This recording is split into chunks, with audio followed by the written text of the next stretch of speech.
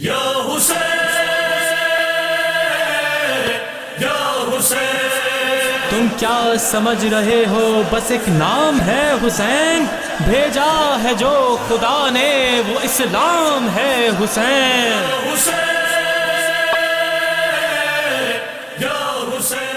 جو محرم الحرام کے حوالے سے اسلام زندہ ہوتا بس کربلا کے بعد میں ہمارے ساتھ ڈاکٹر علامہ ماجد زرعابدی صاحب تشریف فرما ہے۔ آئیے وہ چند سوالات کے مضمون سے کرتے ہیں اپنے ناظرین کے لیے۔ علامہ صاحب یہ فرمائیے گا کہ جناب آدم سے لے کے خاتم تک مختلف ادوار رہے اور ان ادوار میں انبیاء آتے رہے اللہ کی جانب سے اور اپنی اپنی خدمات جو بھی انہیں اللہ کی طرف سے حکم ملا اپنی اپنی خدمات کر کے دنیا سے رپوش ہوتے رہے جاتے رہے، لیکن جب رسول اکرم تشریف لائے جن کے لیے اللہ نے جنہیں خاتم النبیین بنایا، جنہیں سید المرسلین بنایا، جنہیں طٰہٰ یاسین کہا، جنہیں حسن اول عشق اول کہا، بلکہ شافع محشر کہا، وہ تمام اللہ تعالیٰ نے انہیں وہ تمام خصوصیات دیے، تمام انبیاءوں سے افضل قرار پائے۔ تو تھوڑا سا فرمائیے گا کہ جب رسول اللہ دنیا میں تشریف لائے تو اسلام کی خدمات اور اسلام کا پیغام کس طرح آگے بڑھایا جو جناب ابراہیم سے لے کے چلے تھے، اور رسول اللہ نے اس دین اسلام کو کس طرح آگے بڑھایا اور کیا کیا مارکہ سر کیا اور کیا کیا نشیب و فراز سے ان کو گزرنا پڑا؟ جیسے کہ ہم عرض کر رہے تھے کہ تسلسل ہے دین اسلام ہے، جناب آدم سے لے کے اور حضرت خاتم علیہ السلام تک ہے۔ تو جناب خاتم نے تو بہرحال سب کے سامنے یہ بات اور یہ حدیث ارشاد فرمائی کہ کنت نبی و آدم و بین الماء والطین، میں اس وقت بھی تھا اور ابھی تھا کہ ابھی حضرت آدم کا خمیر گوندا جا رہا تھا، سبحان اللہ، تو اس وقت بھی نبی تھے۔ تو اب دیکھیں نا کہ جناب عیسیٰ علیہ السلام جب اس دنیا میں آئے ہیں تو آتے اعلان کیا کہ میں نبی ہوں، اللہ نے مجھے نبوت عطا کی ہے، انی عبداللہ آتانی الکتاب وجعلنی نبیہ۔ تو جناب عیسیٰ پیدا ہی نبی ہوئے۔ تو اب یہ تو بات سوال کی گنجائش ہی نہیں ہے کہ جب جناب عیسیٰ پیدا ہی نبی ہوئے ہیں تو جناب مصطفیٰ جو ہے کیا 40 برس کے بعد نبی بنے؟ سبحان اللہ، سبحان اللہ، بڑی بہت عمدہ بات کی آپ نے، جن کے لیے خود یہ حدیث قدسی ہے کہ لولاک لما خلقت الافلاک، کہ اور پھر یہ بات بھی ہر عالم اہل سنت اور تشیع نے لکھی ہے کہ حضرت مصطفیٰ کی جبین سے جو پسینے کے قطرے ٹپکے ہیں عالم ارواح میں، تو ایک ایک قطرے سے ایک ایک نبی بنتا چلا گیا۔ تو اب یہ تو تصور ہی محال ہے کہ ہم یہ کہیں کہ وہ جب 40 برس کے ہوئے ان کا سینہ چاک کیا گیا، اس میں نعوذ باللہ غلاظتیں نکالی گئی اور اس میں نور داخل کیا گیا، تو خود پیغمبر نے کہہ دیا کہ اول ما خلق اللہ نوری، میں ہی سب سے پہلا نور ہوں جو خلق کیا گیا۔ تو جب جناب آمنہ سلام اللہ علیہ کی آغوش میں آئے ہیں تو وہ نبی ہی تھے، پیغمبر نبی ہی تھے، اور یہ اجداد رسول سے جناب عبدالمطلب علیہ السلام سے جناب ابو طالب علیہ السلام سے کوئی پوچھے کہ جب 12 ربیع الاول یا 17 ربیع الاول یا 9 ربیع الاول جو بھی تاریخ ہے پیغمبر کی آمد کی کہ جب وہ آئے ہیں تو پورا مکہ جو ہے بقعہ نور بنا ہوا تھا، آسمان سے ستارے گر رہے تھے، اور وہ جو کنگورے تھے اور وہ قیصر و کسریٰ کا محل اور وہ دریائے صحابہ، وہ تمام چیزیں جو نشانیاں ہیں کہ جب پیغمبر آئے ہیں تو سب نے چاروں طرف نشانیاں دیکھی، تو اللہ نے بتایا کہ نبی آخر کا ظہور ہو گیا۔ تو اب جب ایک گھر میں نبی ہی پیدا ہو رہا ہے تو نبوت اس وقت سے شروع ہوگی، دنیاوی نبوت۔ نبی تو اس وقت سے نبی ہے کہ جب پیدا ہوئے، جب تخلیق کی منزل پر آئے تھے، لیکن جب دنیا میں آئے ہیں تو اس وقت سے ہی میں سمجھتا ہوں کہ نبوت کا سلسلہ شروع ہو گیا، پہلے ہی دن سے نبوت کا سلسلہ شروع ہو گیا۔ اور پھر اس کے بعد ہمیں جو واقعات ملتے ہیں پیغمبر کے بچپن کے بھی واقعات، ان پر پھر غور کرنے کی ضرورت ہے کہ جناب فاطمہ بنت اسد سلام اللہ علیہ عائشہ فرماتی بہت سے واقعات ہیں، لیکن بچپن کے واقعات کیونکہ پرورش کی ہے جناب ابو طالب نے، اور جناب ابو طالب علیہ السلام جناب فاطمہ بنت اسد سلام اللہ علیہ، تو جناب فاطمہ بنت اسد فرماتی ہیں کہ میں اپنے بچوں کے لیے بھی گھر میں صحن میں کھجور کے درخت لگے ہوئے تھے، تو اس میں سے کھجور خود گرتی تھی، وہ جمع کر لیتے تھے اور خود چھکاتی تھی، کھجور جمع ہو جاتی تھی اپنے بچوں کے لیے بعد میں، لیکن ایک پیالے میں محمد کے لیے میں پہلے کھجور رکھ دیتی تھی، اور جب محمد باہر سے آتے تھے تو وہ مخصوص جگہ پر وہ پیالہ رکھا ہوتا تھا اور اس میں سے وہ کھجور کھا لیتے تھے۔ تو فرماتی ہیں کہ اب دیکھیے نبوت کیا چیز ہے اور اس کے گواہ کون ہیں اور کون بتا رہا ہے کہ یہ نبی ہے، گھر والے ہی بتائیں گے، ایسی بات ہے باہر والوں کو کیا معلوم۔ تو فرماتی ہیں کہ ایک دن ایسا ہوا کہ میں دوپہر میں جو بھی عبادات کا طریقہ رہا ہوگا اس سے فارغ ہو کر قیلولہ جسے آپ کہتے ہیں دوپہر میں وہ کہنے کی میری آنکھ لگ گئی اور وہ وقت گزر گیا کہ جو کھجور جمع کرنے کا وقت ہوگا. محلے کے بچے آئے اور انہوں نے کھجوریں جمع کی اور وہ چلے. اور اب جو میں نے دیکھا کہ کھجور کا درخت بالکل خالی تھا اور مصطفیٰ کے آنے کا وقت ہو گیا.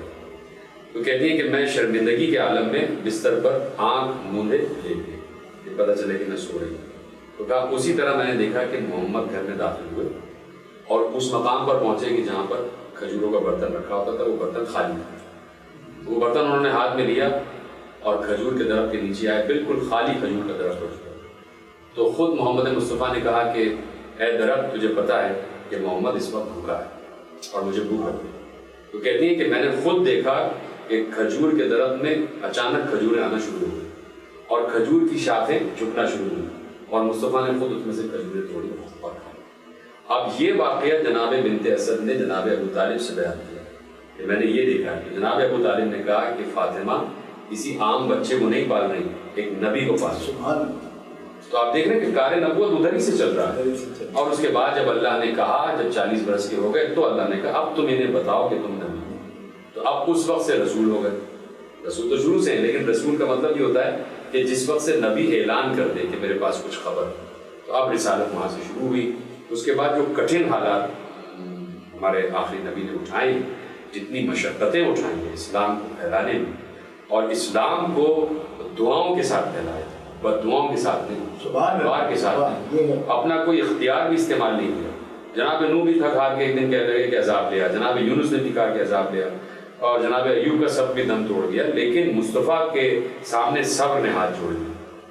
انہوں نے صبر کا دامن نہیں چھوڑا. پتھر کھائے ہیں, سر سے لے کر پاؤں تک لہو نہان ہو گئے, تان و تشنیع سہے ہیں, اور لیکن لا الہ الا اللہ کہنے سے باز نہیں. اتنی مشقت کے ساتھ امت تک دین پہنچایا ہے کہ آپ دیکھیے کہ جناب سید عالمین سلام اللہ علیہ نے جو خطبہ دیا ہے فطر کا, تو اس میں سب کو مہاجر و انصار سبھی موجود تھے. اس میں یہ امفسائز کیا جناب سید نے کہ تم کو نہیں پتا تھا کہ تہذیب کیا ہے, تمہیں نہیں معلوم تھا کہ ثقافت کیا ہے, تمہیں نہیں پتا تھا کہ تمدن کیا ہے. تم مردار چیزیں کھاتے تھے, تم کچرے میں سے نجس چیزیں اٹھا اٹھا کے کھاتے تھے, تم کعبے کا برہنہ طواف کرتے تھے, تم بیٹیوں کو زندہ دفن کرتے تھے, تمہیں کھانا نہیں آتا, تمہیں لباس پہننا نہیں آتا تھا. میرے بابا نے تمہیں سکھایا کہ حلال کیا ہے, حرام کیا ہے, لباس کیا ہے, تہذیب کیا ہے. تو اس قدر ٹریننگ دی ہے, اس قدر تربیت کی ہے پیغمبر نے اصحاب کی, تب جا کے کہیں اصحاب جو ہیں وہ اس ٹریک پر آئے ہیں اور پھر اس کے بعد اسلام چلا ہے. اور جس طریقے سے 13 برس مکے میں گزارے, 13 برس پیغمبر نے جو مکے میں گزارے ہیں رسالت کے, اور وہ انتہائی کٹھن حالات تھے, لیکن رہے اس بنیاد پر کہ جناب ابو طالب پیچھے موجود تھے اور محافظت کے طور پر موجود تھے, جناب خدیجہ کو پروگرام موجود تھے. لیکن پھر اللہ نے کہہ دیا کہ اپنا خدیجہ رہی نہ ابو طالب رہے, اور ہجرت کر جائیے. مدینے آئے, 10 برس مدینے میں ریاست مدینہ کا قیام کیا. تو آج بھی اگر دیکھیں نا کہ ہمارے پرائم منسٹر کہتے ہیں کہ ریاست مدینہ, وہ یہ نہیں کہتے کہ ریاست مکہ, حالانکہ مکہ میں 13 برس گزارے, مدینے میں 10 برس گزارے, لیکن مکہ والی ریاست نہیں, اس لیے کہ اس مکہ میں ابو جہل بھی ہے, اس میں اور بھی بہت سے جاہل ہیں. لیکن ریاست مدینہ کی بنیاد جو پیغمبر نے مدینے میں آ کے رکھی ہے وہ اصل اسلام کی بنیاد, وہ سسٹم تھا, وہ ولایت تھی کہ کیسے ایک آئیڈیل اسٹیٹ کو چلایا جاتا ہے جس میں کسی کے حقوق قسم نہ ہوں, جس میں سول رائٹس بھی محفوظ ہوں, جس میں ہیومن رائٹس بھی محفوظ ہوں, جس میں سب سے بڑھ کر عدل و انصاف کا قیام. اسی لیے ریاست مدینہ کی مثال دی جاتی ہے کہ کسی انسان کو دوسرے انسان سے تکلیف نہ ہو. تو اب یہ ریاست مدینہ کی بنیاد ڈالنے میں بھی پیغمبر نے بڑی اذیتیں سہی ہیں کہ جو رسول رحمت للعالمین بن کر آیا ہو اس پر 87 جنگیں تھوپ دی گئیں, اسے 87 جنگیں لڑنا پڑی. لیکن کسی جنگ میں بھی رسول اللہ گھوڑے پر بیٹھ کر گئے, ہر جنگ میں رسول اللہ ناقے پر بیٹھ کر جاتے تھے, اونٹنی پر بیٹھ کر جاتے تھے. یہ نشان تھا کہ آنے والا لڑنے کے لیے نہیں آیا, امن کا پیغام. تو رسول اللہ نے تو اسلام پھیلایا ہے. تو آج تک دیکھیں نا ایسا راسخ کر دیا ہے کہ اب مسلمان کسی بھی چیز کو چھونے سے ڈرتا ہے کہ بھائی کہیں شرک نہ ہو جائے, کہیں بدعت نہ ہو جائے. یا حسین یا حسین یا حسین.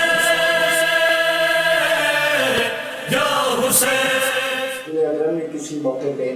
یہ دعا کی تھی پروردگار عالم کے حضور کہ اللہ نے ایک ناصر اس دین اسلام کی بھی اس کے آگے بڑھانے. دیکھیے یہ بھی سنت اسلام رہی ہے. کہ جب جناب موسیٰ علیہ السلام جب اللہ نے کہا ہے کہ ہم نے تمہیں نبوت کے لیے منتخب کر لیا ہے، قرآن کی آیتیں ہیں کہ جب وہ آگ لینے کے لیے گئے ہیں اور اس درخت میں سے آگ نکلتی ہوئی محسوس ہوئی تو وہاں سے آواز آئی کہ یا موسیٰ انی انا ربک فاخلع علیک انک بالوادی المقدس، تو اے موسیٰ ہم نے تمہیں نبوت کے لیے منتخب کر لیا، تم وادی مقدس میں آ گئے ہو، جوتیاں اتار دو، ہمراہ میں تمہاری سمام آئے تھے، اور اس کے بعد کہا کہ تم جاؤ فرعون کی طرف، اس لیے کہ وہ سرکشی پر آمادہ ہے۔ تو جب جانے لگے تو جناب موسیٰ نے دعا کی کہ رب اشرح لی صدری ویسر لی امری واحلل عقدۃ من لسانی یفقہوا قولی واجعل لی وزیرا من اہلی ہارون اخی اشدد بہ ازری، کہا کہ پروردگار کہ میں جا تو رہا ہوں تیرے پیغام کو پھیلانے کے لیے، لیکن میرے سینے کو کشادہ کر، میری زبان کی گرہ کو کھول دے، میرے قول میں اثر پیدا کر دے، میرے لیے ایک ناصر، میرے لیے ایک وزیر، میرا بوجھ اٹھانے والا مجھے مہیا کر، وہ کوئی غیر نہ ہو بلکہ میرے اہل میں سے اور میرا بھائی ہارون، اور اس کے ذریعے سے میرے بوجھ کو آسان کرنا۔ یہ جناب موسیٰ نے دعا مانگی۔ اور اب یہ دیکھیں نا کہ قرآن نے کہا کہ ہم نے تمہاری طرف ایسے ہی رسول بھیجا ہے جیسے ہم نے فرعون کی طرف رسول بھیجا تھا، کما ارسلنا الی فرعون رسولا، تو اب وہ بالکل ریپلیکا ہے جناب مصطفیٰ کے لیے۔ یہ روایت اہل سنت نے بھی لکھی ہے، اور اس میں صاحب تفسیر کبیر بھی ہے، صاحب تفسیر کشاف بھی ہے، جناب المودت بھی ہے، ارج المطالب بھی ہے، اور دیگر بڑی بڑی کتابیں جس میں روایت لکھی ہوئی ہے کہ وہ جو سائل آیا ہے اور جب اس نے مانگا ہے کہ پروردگار کے گھر میں ہوں، کوئی ہے کہ جو مجھے زکوٰۃ دے، تو امیر المومنین نے دوران رکوع زکوٰۃ دی، اور جب دوران رکوع زکوٰۃ دی تو آیت اتری ہے انما ولیکم اللہ، یہ سب نے لکھا ہے کہ یہ اس وقت کی آیت ہے کہ جب اللہ نے اعلان کر دیا کہ انما ولیکم اللہ ورسولہ والذین آمنوا الذین یقیمون الصلاۃ ویؤتون الزکاۃ وہم راکعون۔ تو ایک تو یہ وجہ شان نزول اس کی بیان کی گئی۔ دوسری شان نزول یہ ہے کہ جس وقت پیغمبر نے دیکھا کہ علی جو ہیں وہ زکوٰۃ دے رہے ہیں دوران رکوع، اور وہ سائل جو ہے وہ زکوٰۃ لے کے چلا گیا، اس وقت پیغمبر نے دعا مانگی کہ پروردگار اسی طرح جیسے کہ جناب موسیٰ نے دعا مانگی تھی کہ رب اشرح لی صدری ویسر لی امری واحلل عقدۃ من لسانی یفقہوا قولی واجعل لی وزیرا من اہلی علیا اخی۔ جناب موسیٰ نے کہا تھا کہ میرا وزیر ہارون کو بنا، خاتمی مرتبہ نے کہا میرا وزیر علی کو، اور اس کے بعد پھر یہ آیت نازل ہوئی انما ولیکم اللہ ورسولہ والذین آمنوا الذین، یہ والی آیت نازل ہوئی۔ تو یہ پروردگار عالم کا خصوصی انعام تھا علی کی صورت میں پیغمبر کی طرف، اور پیغمبر نے وہ انعام مانگا ہے کہ مجھے علی جیسا وزیر عطا خدا سے مانگ کے لیے۔ ڈاکٹر صاحب یہ بتائیے گا کہ رسول اکرم نے تو دین اسلام اور شریعت کے لیے بہت ہے، جیسا کہ آپ نے بھی بہت سے، اور ظاہر اتنے ٹائم میں اتنے وقت میں تو ہم مزید اور گفتگو، حالانکہ پہلو تو بہت ہے، تو آخر میں ایک سوال کرتے ہوئے پھر کہ یہ بتائیے گا کہ رسول اللہ نے تو خدمات دین اسلام کے لیے بہت ساری کی، لیکن خاندان رسالت کس طرح اور کیسی خدمات رہیں، اور خاندان رسالت کی قربانیوں کا بھی حوالہ تھوڑا سا پیش کیجیے گا۔ چونکہ دین جو ہے مصطفیٰ کے گھر ہی کا ہے اور وہیں سے دین شروع ہوا ہے، تو دین کی جو اعانت ہے سب سے پہلے جو شروع ہوئی ہے وہ جناب ابو طالب نے، ظاہر سی بات ہے کہ جب کفار مکہ آئے ہیں جناب ابو طالب کے دروازے پر اور کہا ہے کہ اپنے بھتیجے کو روکو، یہ ہمارے بتوں کو برا کہتا ہے، تو جناب ابو طالب اسی وقت سے سینہ سپر ہو گئے اور اسی وقت سے کہہ دیا کہ بیٹے بھتیجے تمہیں جو کام کرنا ہے کرو، میں تمہاری پشت پر موجود ہوں۔ تو یہاں سے خاندان رسالت کی قربانیاں شروع ہوتی ہیں کہ جب شیب ابی طالب میں چلے گئے تمام کفار نے بائیکاٹ کر دیا، تو ایک ہی خاندان تھا نا جس کا بائیکاٹ ہوا، بنی ہاشم کا، اور بہت سے قبائل رہ رہے تھے، کسی کا بائیکاٹ نہیں ہوا۔ اس کا مطلب ہے کہ اصل جو دین اسلام اگر کوئی گھر رہ رہا تھا تو وہ رسول کا گھر، اسی لیے تو کفار نے بائیکاٹ کیا، اور اگر کوئی قبیلہ ہوتا اور کسی کا گھر ہوتا تو اس کا بھی بائیکاٹ ہوتا۔ تو خاندان رسالت اس وقت سے قربانیاں دے رہا تھا کہ جب بائیکاٹ ہوا، سوشل بائیکاٹ ہوا، شیب ابی طالب میں جا کے رہے ہیں، وہاں پر غذا کی قلت تھی، بائیکاٹ کا مطلب یہی ہوتا ہے، نہ پانی آ سکتا ہے نہ کھانا آ سکتا ہے، تو جو شیب ابی طالب میں درخت لگے ہوئے تھے پھر آخر میں اس کے پتے توڑ توڑ کے کھائے جاتے تھے، انہیں ابال کر انہیں پکا کے کھایا جاتا تھا، اور اسی میں جناب خدیجہ الکبریٰ سلام اللہ علیہا اتنی یعنی ضعیف اور اتنی کمزور ہو گئی تھی کہ بعد میں اسی مرض سے اس دنیا سے عروج کر گئی۔ تو خاندان رسالت کی قربانی وہیں سے شروع ہوتی ہے، جناب ابو طالب، جناب فاطمہ بنت اسد، جناب خدیجہ الکبریٰ، اور پھر اس کے بعد جب شہزادی دنیا میں آئی ہیں، اس سے پہلے جناب امیر المومنین دنیا میں آئیں، تو وہ قربانی ہے، چونکہ گھر کا ایک مشن سلسلہ یہ جاری ہے، سلسلہ گھر کا مشن ہے، گھر کا ایک فرد ہے کہ جو یہ کہہ رہا ہے کہ میں رحمت للعالمین ہوں اور اللہ نے مجھے منتخب کیا ہے. سب سے پہلے تو گھر والوں کا ایمان لانا ضروری ہے. اگر گھر سے مخالفت شروع ہو جائے تو سوچیے کہاں چلتا دین اسلام. تو گھر والوں نے سب سے پہلے سپورٹ کیا اور گھر والوں نے سب سے پہلے پیغمبر کے شانہ بشانہ ہو کے اسی طرح مسائل سہے کہ جیسے پیغمبر نے سہے. اور پھر یہ سلسلہ جو چلا ہے تو جناب ابو طالب نے جو میری کتاب ہے منصب ابو طالب، اس میں میں نے اس وصیت کو محفوظ کیا ہے کہ جناب ابو طالب علیہ السلام نے جو وصیت کی ہے. پہلے تو جناب عبد المطلب جب اس دنیا سے گئے تو اپنے بیٹوں کو بلایا، وصیت وہ بھی اس میں نے شامل کی ہے کہ سب بیٹوں سے وصیت کی، اور وصیت میں جو سب سے اہم ترین بات تھی وہ حفاظت محمد تھی. اسی طرح جناب ابو طالب نے جو وصیت کی ہے تو امیر المومنین سے یہی کہا کہ محمد کی حفاظت کرنا، اور یہ اپنے بچوں تک کی وصیت پہنچا دو کہ جہاں محمد کا پسینہ گرے وہاں تمہارا خون گرے. تو اب آپ خود دیکھیے کہ جو کربلا ہمارے سامنے آتی ہے 61 ہجری میں، اس میں جتنے اسلام کے لیے قربانیاں دی جا رہی ہیں وہ سب اولاد ابو طالب، جناب ابو طالب کی اولاد ہے، جناب عقیل کی اولاد اور جناب المومنین کی اولاد، جناب جعفر کی اولاد، یہ سب قربانیاں دیں. تو خاندان رسالت نے تو یہاں تک قربانی دی ہے کہ پیغمبر نے تو پتھر کھائے لیکن حسین ابن علی نے تلواریں کھائیں، حسین ابن علی نے نیزے. ناظرین اب سماعت فرما دیں ڈاکٹر ماجد اللہ عابدی صاحب کو، کیا خوبصورت علمی گفتگو کی ہے اور بہت سے پہلو پہ انہوں نے گفتگو کی ہے جو نئے بھی ہیں ہمارے سننے والوں کے، خاص طور پہ ہمارے بچوں کے لیے.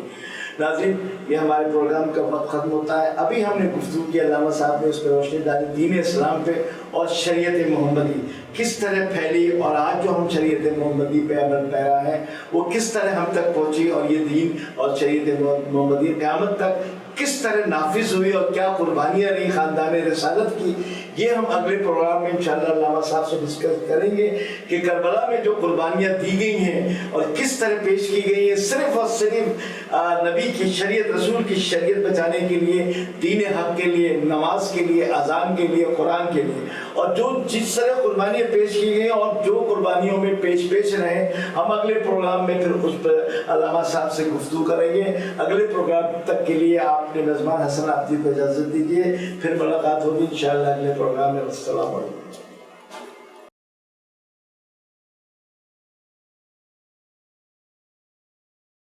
تم کیا سمجھ رہے ہو بس ایک نام ہے حسین، بھیجا ہے جو خدا نے وہ اسلام ہے حسین.